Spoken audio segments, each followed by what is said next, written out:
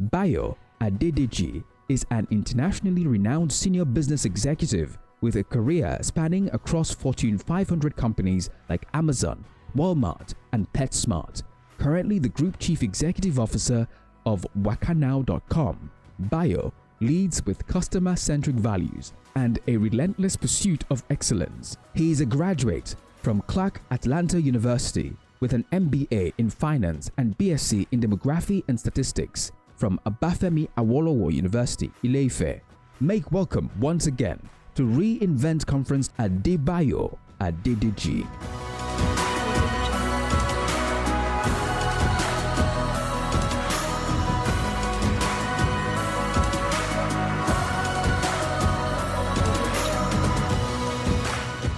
Good morning, good afternoon, the King's Assembly. It is an honor and a great privilege to be on video with you. I wish I was there in person to deliver this topic to you as the Spirit does lead me. But I unfortunately can't be there in person because I have to be in another country at the same time. I apologize sincerely, and I don't take it for granted, and I do appreciate the opportunity to speak to you over video. The topic that we're going to talk about is emerging business opportunities in a dynamic economy. And I will just level set with you and talk about Nigeria quite a little bit. And I would say a couple of things that you don't hear often. And those things are the things that are important. You know, the Bible says that in the times of casting down, so we shall say there's a lifting up. I remember the story of the widow of Sarafat. They said that our bowl of flour shall never go empty, and our bowl of oil will not go dry. And it never did. I want to tell you now that in this economy, as people shout that there is a casting down, some people are saying there's a lifting up. As everybody is complaining that the economy is tight, which it is tight, the economic indices does show that there's a tightness in the economy. Inflation is at 31%, not of 31%. Dollar has gone from 450 a couple of years ago to 1,500 in today's world. Hopefully, it continues to decline and goes to 1,004, 1,002, 1,001, and hopefully maybe it lands at 1,000. But the truth is that the economy is tightening. The truth about it is that the economy continues to be challenged. The price of fuel continues to be significantly higher than it ever been. But in this same economy, I can tell you that some people are making more money than they did 3 years ago, 4 years ago. In this same economy, some people are thriving. Some people are doing better than they ever did.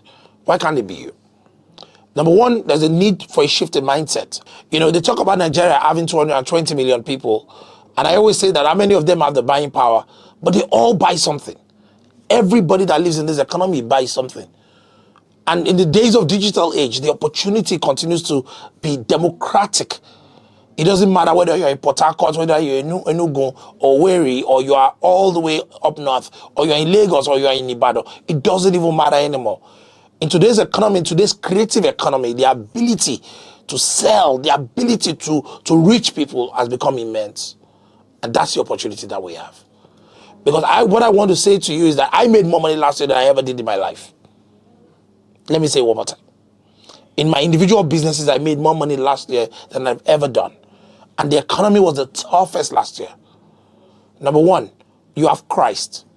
That sets you apart. Number two, you have a church that believes in your growth, that supports your growth by organizing programs like this.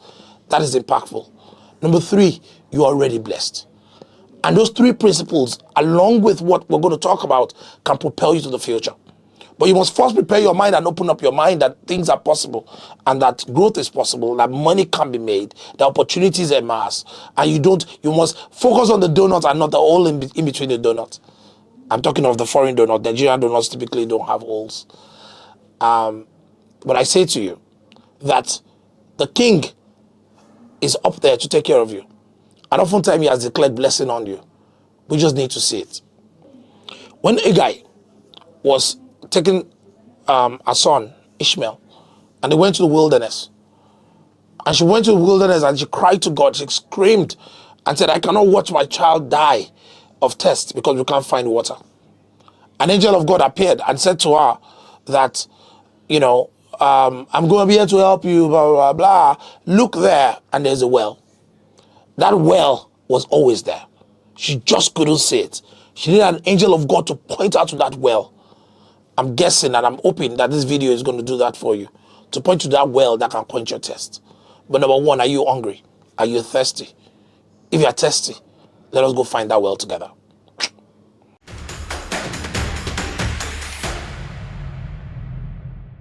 Number one, you see, when we talk about emerging economy does mean that there is a lot of things that are coming up. There's emergence, there is things that are bubbling up to the surface. And one of the things that I think that we don't talk enough about is the availability of information. Ladies and gentlemen, we're in the age of information overload. Age of it. Where your college degree doesn't matter except you're a doctor, a lawyer, or a pilot. There are certain professions that we need you to go to school and actually learn and not learn on YouTube, right? But for others that are in the entrepreneurial stage, there is a lot of information out there. With the advancement in AI, DeepSeek or ChatGPT, or even on your WhatsApp, there's Meta AI on it where you can ask questions and you can get results. I once asked my Meta AI to generate a picture for me because I was describing something and the person couldn't get it. So I sent a voice note to it and it generated a picture back for me. In that age, you have lost the excuse of claiming that you do not know. Now, what does that mean to you?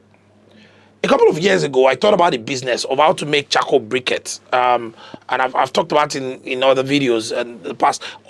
I just thought about it that in America, when we want to grill, we don't buy charcoal like we buy here. That we first take the charcoal and then we now put kerosene and then start fanning. That's Nigerian charcoal. It's so hard to use when you want to grill. I want to do a quick meal. It's so hard to use, and in America, we buy this thing that is already, there's some combustion that is already added into it. You just put a little match, no fuel needed. Sometimes you buy lighter fluid, but no fuel needed really. You put a little bit of paper or something into it to combust, and the thing will combust very quickly. It becomes red coal charcoal. It even has flavors because of all the things in it, because of all the wood chips that they put and blended together with the charcoal to make charcoal briquettes. And I sat down in my house and I said to myself, that why can't I do this? But I didn't know how to do it. So I went to YouTube. How to make charcoal briquettes. I learned how to make puff-puff on YouTube. I learned how to fillet fish on YouTube. I learned how to bake cakes. I was learning how to bake cakes on YouTube. My children are obsessed about watching baking videos on Netflix and YouTube and watching how to do it online. The first thing I say to you is go out and seek knowledge. In emerging economy, the biggest tool in your hand is knowledge. People say that AI is going to take your job. I do not believe that. What's going to take your job is the people that know how to use AI will take your job. So let's start from there. You need to desire something and you need to go find data to do it. The information is out there. You can become a graduate in that idea that you have in 2 or 3 days of just watching videos and learning on TikTok, on YouTube, on ChatGPT. You can read stuff on DeepSeek. You can read stuff and you can be better for it. So number one, as we start this journey, let us level set that I don't have more information about business than you do. I might have it today, but you can find the same information online. Number two, as knowledge becomes democratic, so is your excuse. You must go out the door. You must be able to part away with excuses and understand that you and the next guy are on the same level field, because what you just learned, he or she also can go learn it. What sets you apart is the execution. An idea is just an idea until it's executed. Flawless execution is what then sets you apart in an emerging economy. Because in an emerging economy, a lot of people just talk, like people just post videos, people talk online. I've seen this happen oftentimes where I actually go research the person speaking, like, let me see what they've done. If they've not done anything, people are consultants without doing anything before. They've not practicalized anything, They've not even practical. They don't have hands-on experience, but they say that they consult on it. They'll teach you how to do it. They don't have practical. The difference between you and the next guy is one guy is talking about it and you are about it because you are doing it. If you want to be successful in an emerging economy, you must learn how to execute. Execution must be part of it. I know you're waiting for me to probably dose out some ideas and throw out some things at you. Nah, it doesn't work like that. Ideas must start from you. It's like a mustard seed. That there's a little faith that God asks us to have, and it must start with you. And you can go research it. In that pathway of research, in that pathway of finding knowledge, in that pathway of democratically looking at stuff and understanding what you are thinking about as an idea, you find other things in it. But I wanted to share with you one of the things that I do. And it is called quantum analysis. Quantum analysis is a very simple thing. I talk about it in every entrepreneurial video. Every video I do, I talk about quantum analysis because, again, quantum analysis is the singular thing that has saved me my time and my life. Remember that your life is tied to your time. Your time is tied to your life. Now, what is quantum analysis? Quantum analysis is making assumptions that if everything goes right, if everything works as perfect as I thought about it or as I'm thinking about it, what is the maximum amount of income this idea, this business I'm thinking about can generate? So let's do that in this class. Let's take that. Let's go through that motion. Let's do a little bit of it, okay? First and foremost, write down an amount that you want to make sure that you make monthly. You want to make sure that every month, come rain, come shine, I need to make X amount for my time. Now, that amount that you wrote is how you value your life, which is your time. Are you with me? Okay. Now that we've written that, let's now go to the second phase. That idea that you have, assume that you can eat the maximum at the very beginning. So let's write it out. What is the cost of that idea to execute it? What is the profit margin that you're going to make from that idea? How much are you going to make? Now, when you look at how much you're going to make, cut it in half. And I'm saying everything goes right. Everything goes right. Everything is going well. Take out your costs, take out your staff costs, take out your rent, take out everything that you have to pay for, back it out of that number. Whatever is left is the quantum of that business. It's the total quantum that business can potentially achieve.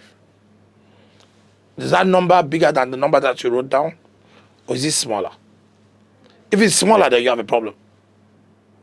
If it's bigger, then you're onto something. You're onto a wonderful idea.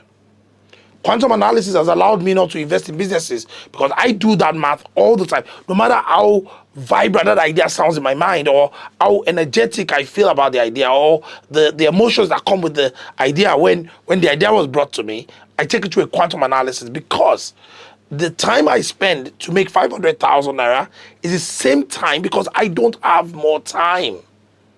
So in an emerging economy, it is important that you understand that time is a big currency for you. If you want to be successful, you must make sure that your time is dedicated into meaningful projects, things that have the right quantum to liberate you from poverty. Speaking about poverty, people talk about everybody going to become an entrepreneur. I say to everyone, sometimes some of you just need to get a job. Yes, in an emerging economy, you need to get a job sometimes. Now, people talk about jobs and say that, oh my goodness, we can't find jobs. Let me tell you now, and let me say it simply, jobs are looking for great people. And you know what? Great people that can read ChatGPT before they come to the interview. I'll say it one more time. You see, the employer who's going to make a choice either to hire you or not to hire you in a 30 minutes or 45 minutes or an hour conversation. Is going to make a determination whether you're good for the job or you're not. You have an hour at the maximum. An hour at the maximum. What sets you apart from the next guy is research and practice. Because honestly, I say it in the corporate world that the best guys don't get the job because some of them can't even articulate that they can do the job. Right? And I'm talking about this as a precursor to poverty. That you see, the first money that a hungry man sees, he uses it to eat.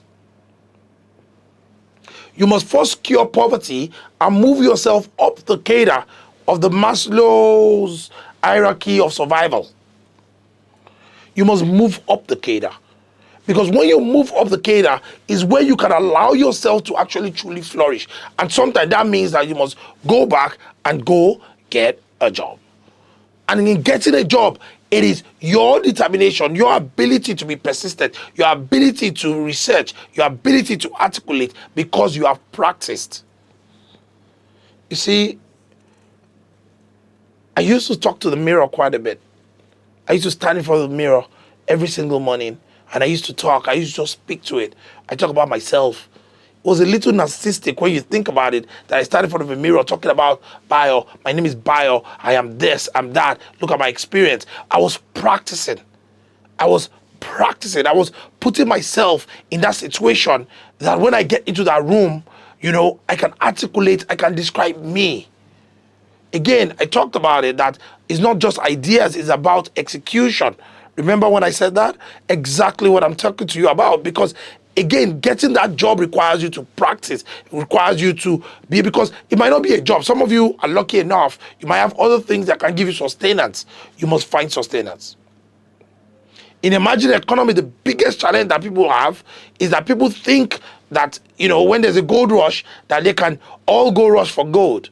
But the people that truly make it are the people that sell pickers and buckets. I'll say it one more time. In an emerging economy, there's always what we call gold rush. Right now, one of the biggest gold rush is content creation. Everybody's online making content. Everybody's online making content. I just invested a lot of my money in a content factory. Yes, because again, when there's a rush somewhere, because you are not looking for sustenance in that rush, because you already have a way to feed your family, to feed yourself, you can then strategically start to analyze the rush and go position on the journey to the rush. And that's what people like me are doing. And I say to you, education is critical. Curing your sustenance is critical. And that sometimes just requires you to get a job. And like I said at the very beginning, information is now democratic. You have access to it just like the next guy. And I hope this helps you as you walk through that journey to get to that future that we want.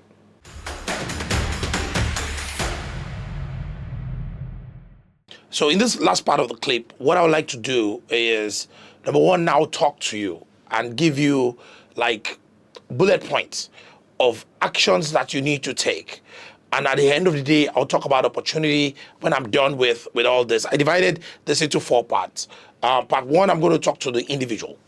Part 2, I'm going to talk to the business. If you're a business owner, I'm going to speak directly to you and give you 5 points that you go ahead and things that you should do and how to do them. I'll make sure I talk elaborately about each one of them. And please feel free to send me questions on LinkedIn or find me somewhere on social and ask me direct questions. I'll be glad to answer them.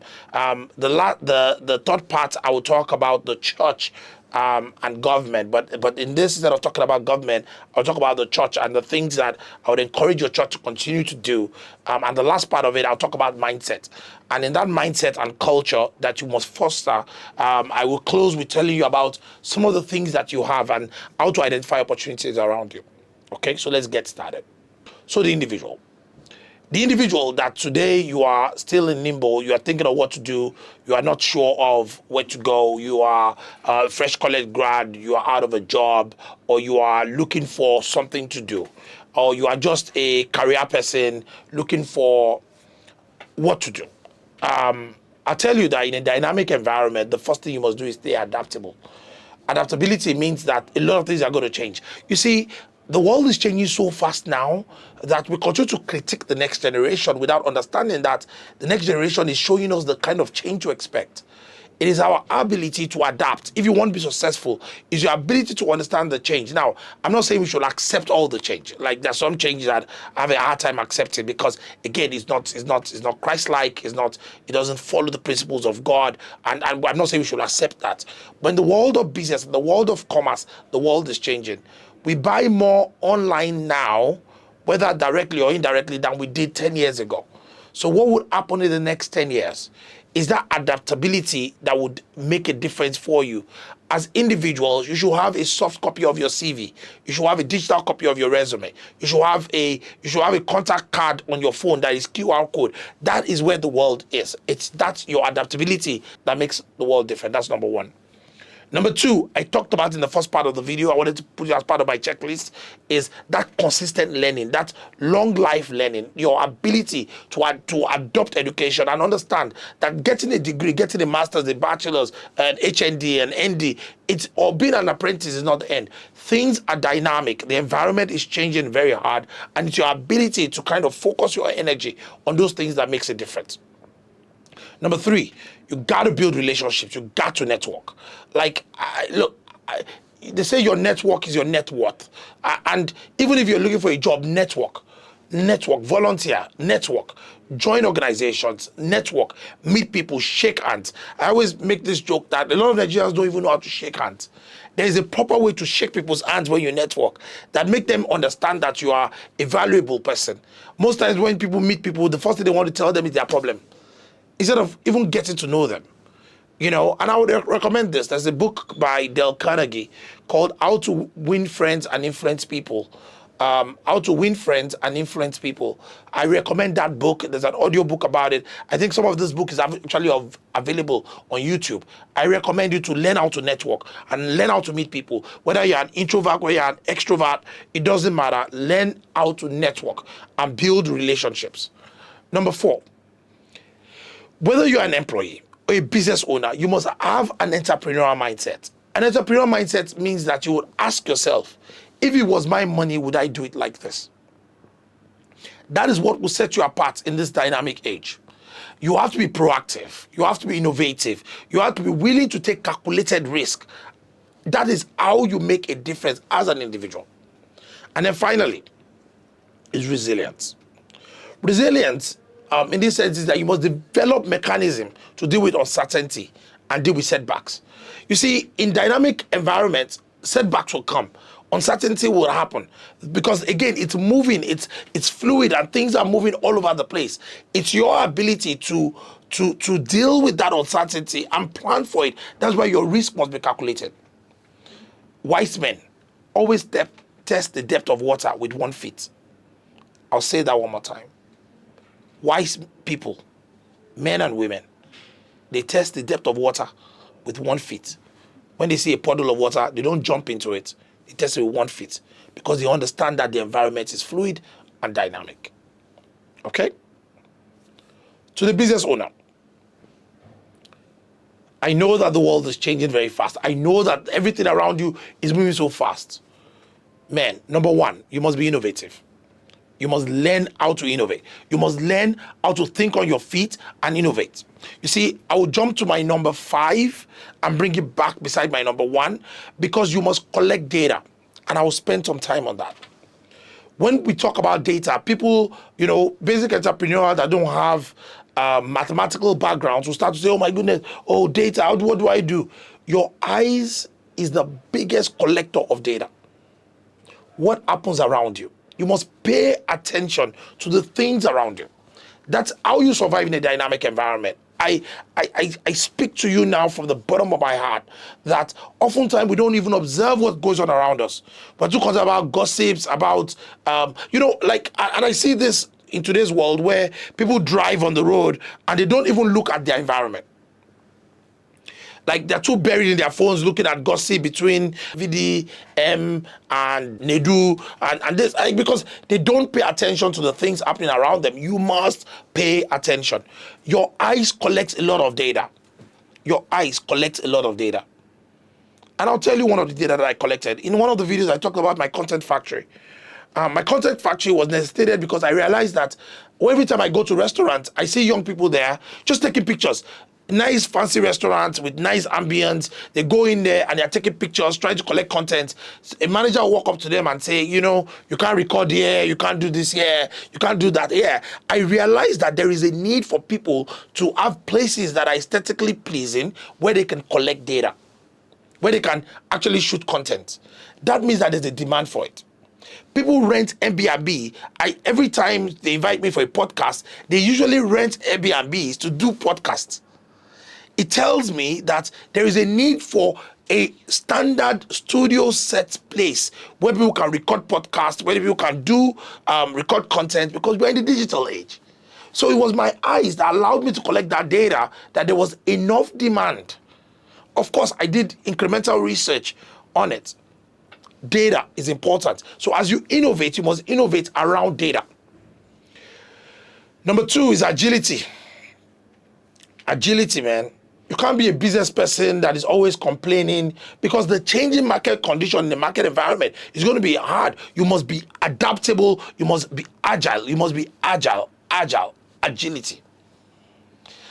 Number 3, all right, because I brought data from number 5. So number 3 is you must be customer centric. If you want to win in this market, it must be all about the customer. It's all about the customer. All about the customer. All about the customer, man. Like, customer focus is number 1. You must focus on the customer. You must understand the mind of the customer. You see, you cannot innovate if you don't know the customer. You cannot innovate if you don't understand the customer. And that's why I say collecting data through your eyes. Number 4, you must be willing to create strategic partnership. You see, it's not very different from the individual and the business. In the individual, we call it networking. In the business, we call it strategic partnership. You can't do it alone. You can't do it all by yourself. Nobody can boil the entire ocean. You must be willing to partner. You must find strategic partners in your world. If you are a fried yam seller, find a smoothie maker beside you, or a ice cream seller beside you. Collaborate. So whether they come to buy ice cream, they might buy yam. It's that strategic partnership that makes both of you successful. Oftentimes people say, I will do yam and I will do ice cream. Right? Would you also do coconuts? Would you also do roasted yam? Would you also do fried plantain? You know, you can't do everything. You can do as much as you can, but at some point you must get into strategic partnerships. There's a beach in Lagos that I own. It's called Wave Beach. And very early on, I recognized that I can't do everything. I have a lot of vendors in there. The only thing I do there is really to manage the vendors. Right? I manage the vendors, I create the space, I drive the traffic in, I collect a commission from every single sale. But you see, the vendors do their part, I do my part, and both of us win. Strategic partnerships is important in business. And the last one that I brought forward was data collection. You must use this data to make decisions. Data to make decisions. I call it data, right? And data is as important as life itself. Okay?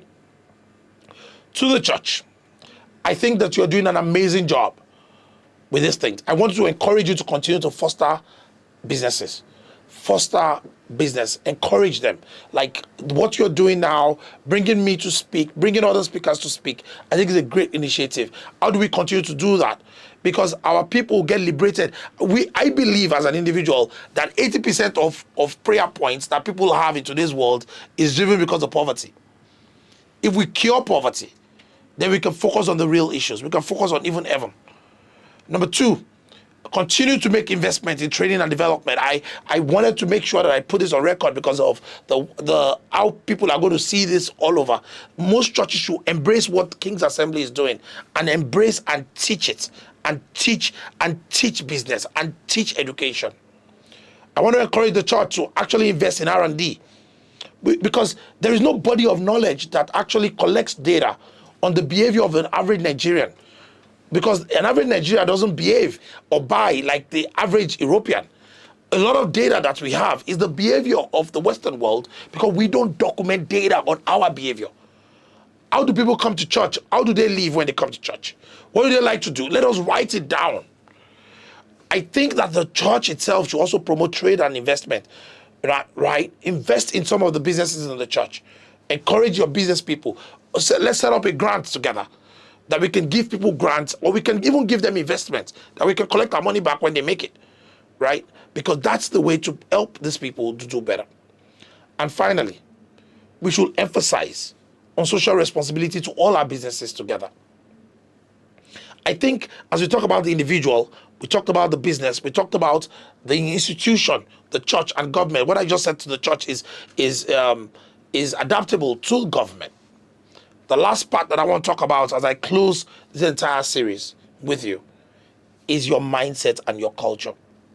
You see, the Bible says that without faith, it is impossible to please God. That whoever seeks God must believe that he exists and is a rewarder for those who diligently seek him. As a business person, as an individual, even as a church, we must have faith, because in dynamic environments, things are uncertain. But our faith in God must remain strong and remain certain, because we must have that confidence that he has us and he has our back. We must understand that if we have a faith like a mustard seed, we can move mountains together, even when it seems impossible. So that's number one. Number two is collaboration. You must be willing to collaborate. You see, ladies and gentlemen, you cannot do this alone. And I've talked about it in every piece of the breakdown. Collaboration, we must foster a circle of collaboration. Look at people within your church, look at your friends, collaborate with them, work with them. And you must be loyal to that collaboration. Number three, you must be willing to experiment. You see, oftentimes, a lot of us don't want to make mistakes. I tell you what happens when you discover that something doesn't work. You discover that it doesn't work, so you know what doesn't work. Your competitors or the people looking at you from outside will not understand why you're not doing this. There are things that I know that doesn't work because I tried. And oftentimes I tell this story. I learned this in one of the sermons when I was a child, when I was younger, not a child. And I remember it vividly. The pastor said that sometimes when you go to a wall and you're beating down on that wall, and that wall seems not to move because you are experimenting your muscle on the wall, because God is forcing you to experiment. And then you move to something else and you try to lift it and it's easy because you have grown muscles. Experimentation allows you to grow muscles. It allows you to learn failure and success, and it allows you to continuously improve. You must have that mindset. Number four, you must understand that people that will make a difference will not look like you. They will not speak like you. They will not talk like you. You must be willing to open up your mind for diversity of thought. Diversity of thought. You know, I like what Christ said. Christ said, I have other sheep not in this pen. Christ was a man that never discriminated against anyone. The Bible said he fed 5,000 people. It did not say some of them were tall, short, black, white, cream. The Bible never described them. The Bible just said he fed them because he looked at them and had compassion. You must have that. You must be willing to include them. You see, it's your ability, because oftentimes the Bible says out of the mouth of babes, sometimes it's the babes that would say things that would trigger your brain. You must listen. You must have the mindset to understand that diversity of thought is important. And finally, the fifth part is that long-term thinking. Is to understand that this is a marathon, not a race. It is a long journey. It's long. You must think long-term. You must make strategic decisions that protect you short-term, but gives you that long-term gain that allows you to stay in business, to stay in your career and foster and do well on the long run. By adapting these strategies, individual businesses, the church, the government, your business will be able to thrive in this dynamic environment. Because let me say this to you. There is more in your future than in your past. And that's why they always say the glory of the latter shall be better than the former. And I say this to you. There is knowledge out there. It is democratic. There's opportunity around you that you need to open your eyes and see. or pray to God to open that your eyes, because you need to collect data through your eyes. Agai needed to collect the data of where the location of the well, the GPS code of the well, the X and Y coordinate, the longitude and the latitude of the well, because she was dying of thirst because she did not know where that well was. God needs to open your eyes, and I pray with you that as you go through this, exercise, as you listen to other speakers, as you listen to this and embrace it and adapt it, and not just listen but practice it, the heavens will open for you and you shall be blessed. Because miracles I believe in miracles, but I believe also in blessing. And I can say this to you: there are things that God has already blessed you. God has already blessed you. And I'm excited to do this. Thank you very much for having me. It is my pleasure to take you through this series. I hope you've been blessed. I hope that you can adopt it. I hope that as you find success, you can also message me on LinkedIn. My name is Adedeji. You can find me on LinkedIn. You can add me up and you can tell me the story of your success, because I want to rejoice with you. I want to celebrate with you. And maybe I'll share some money with you. All right? Thank you very much. Bye.